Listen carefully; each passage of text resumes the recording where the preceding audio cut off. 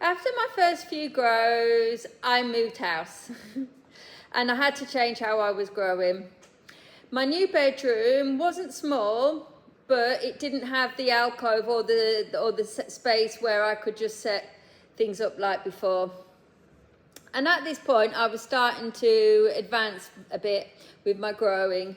So I decided to build something more controlled.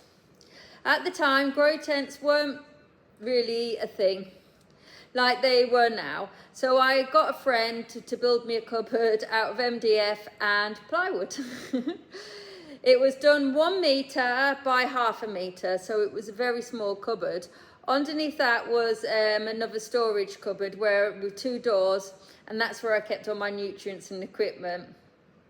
Inside my main cupboard, I ran the hydroponic setup using an NFT tray, and I actually had to cut the tray down to make it fit into the cupboard space because we took measurements slightly wrong.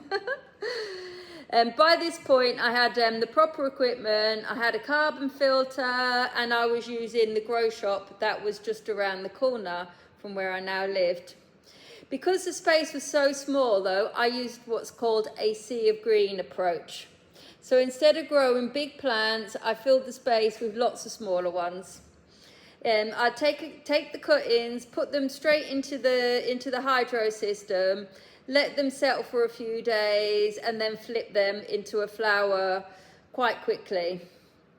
I don't remember exactly how many rock wool cubes I used, but I'd basically filled the tray. And to be honest, it worked really well. The little cupboard did me proud. This was around about the same time that that cannabis in the UK shifted from Class B to Class C. So things were changing quite a bit then. I also had to be careful. I remember one time my landlord came around for an inspection and I covered the whole cupboard in pink fluff and glitter to disguise it.